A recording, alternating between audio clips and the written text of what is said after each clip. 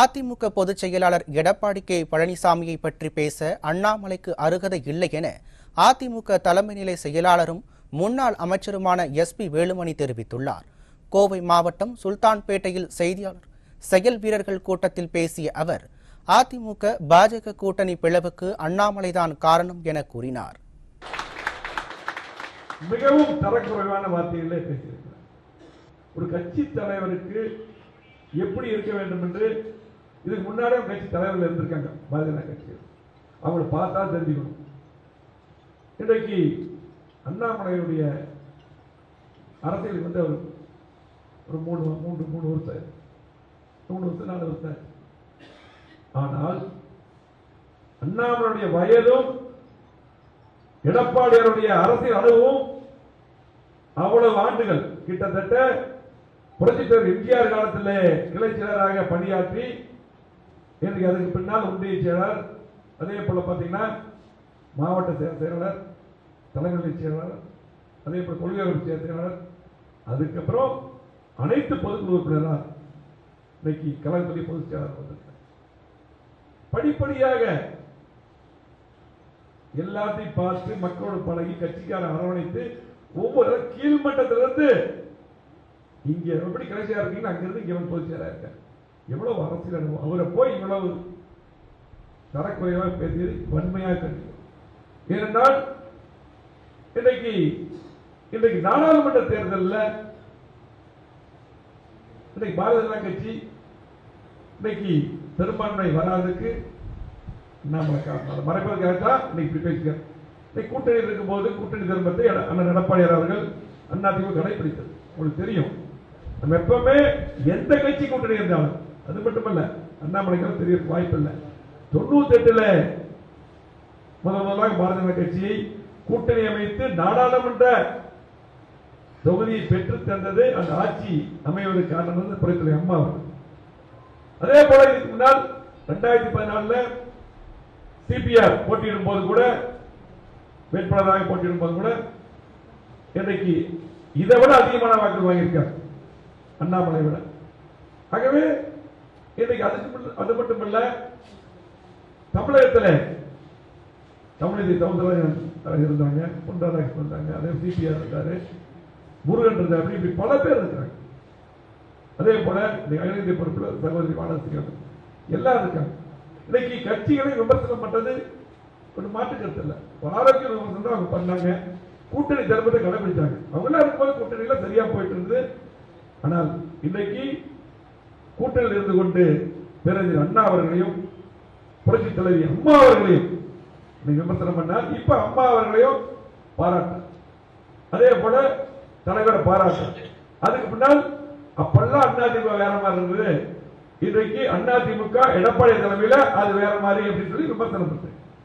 ஆகவே தகுதி இல்லாத, தரமில்லாத வார்த்தைகள், ஒரு தரம் இல்லாதவர்கள் நம்ம வார்த்தைகளை பேச முடியும். ரொம்ப வருத்தமா இருக்கு.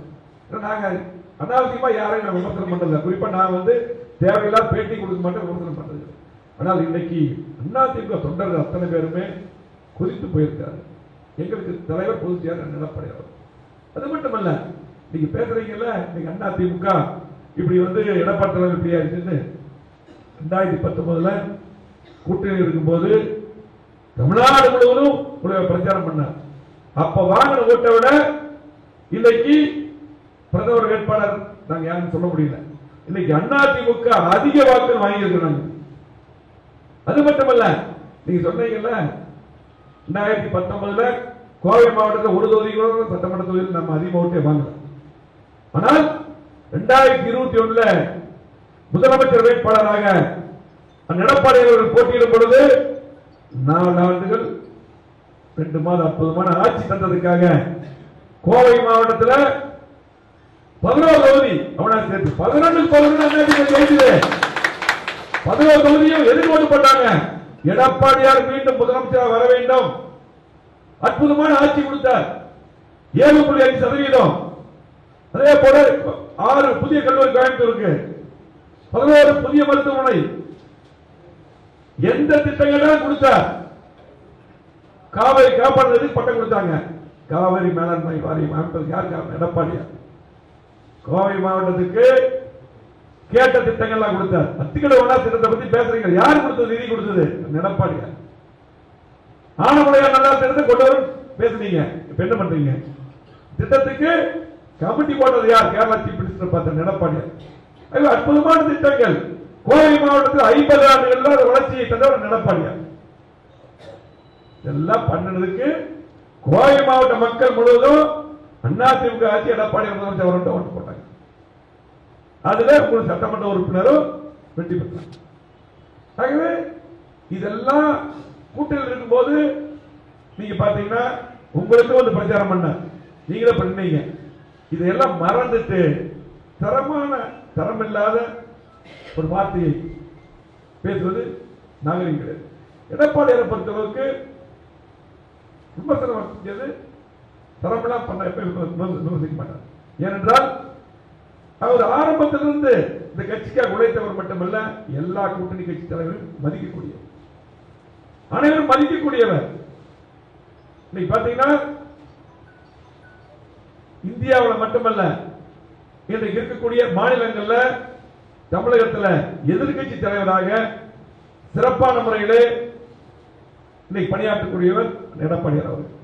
சட்டமன்றத்தில் கிட்டத்தட்ட 2.5 மணி நேரம் பேசுறார். காவல்துறை மானியத்தில் கன்சாமன் இருக்க திமுக செய்யாததை, மக்கள் செய்யாத திட்டங்களை இன்னைக்கு பார்த்து சட்ட ஒழுங்கு சரியில்லை, இங்க வந்து கஞ்சா விற்கிறாங்க, எந்த திட்டங்களும் வரல, மூணுவதுல எதுவுமே நடக்கல, இதெல்லாம் எடுத்திருக்கிறது எடப்பாடி. நீங்க வந்து என்ன பண்றீங்க? மீடியால அரசியல் பண்றீங்க. ஆகவே நீங்க அரசியல் பண்ணுங்க, மீடியாவில் பேசுறது சரி. ஒண்ணே ஒண்ணு கேட்கிறேன், இந்த தொகுதியில் நீங்க போட்டிட்டீங்க, இந்த தொகுதியில கூட்டம் நடந்துட்டு இருக்குது. தேர்தலுக்கு முன்னால் எத்தனை வாக்குறுதி கொடுத்தீங்க? உங்களை நம்பி இங்க இருக்கக்கூடிய தொழிலதிபர்கள் இப்ப சொன்னாங்க, நிறைய பேர் உங்களுக்காக நிறைய கோவிலுக்கு பணம் கொடுத்தாங்க, ஓட்டுக்கு பணம் கொடுத்தாங்க, இப்படி எல்லாம் கொடுத்து ஒவ்வொரு காலனிக்கு போய் பணம் கொடுத்தாங்க, எல்லா பக்கம் பணம் கொடுத்து உங்களுக்காக ஓட்டு வாங்கி கொடுத்தவங்க இருக்காங்க. இன்னைக்கு அவங்களுக்கு என்ன சொல்ல போறீங்க? இன்னைக்கு ஆளுங்கட்சி பாரதிய ஜனதா கட்சி மத்தியில் நீங்க இந்த அறிக்கை விடுறது, எங்க தலைவரை விமர்சனம் பண்றது, இதெல்லாம் விட்டுட்டு உங்களுக்காக ஓட்டு போட்டிருக்காங்கல்ல. கோவை மாவட்டத்தில் 50 ஆண்டுகளாக வளர்ச்சி கொடுத்திருக்கிறோம். இன்னைக்கு அத்தனை திட்டங்களும் வர்றதுக்கு எடப்பாடி காரணம்.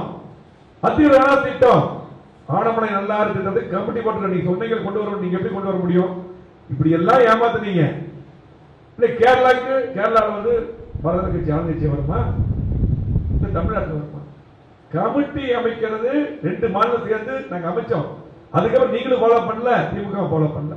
இதையெல்லாம் செய்யுங்க. அது மட்டும் இல்ல, ஒன்னே ஒண்ணு கேட்கிறேன், இங்க இருக்கக்கூடிய நம்முடைய மாவட்டத்தில் இருக்கக்கூடிய அத்தனை பேருக்கும் அண்ணாமலை அவர்கள், நீங்க எல்லாம் அண்ணாமலைக்கு ஒரு முக்கியத்துவம் சப்போர்ட் பண்ணீங்க.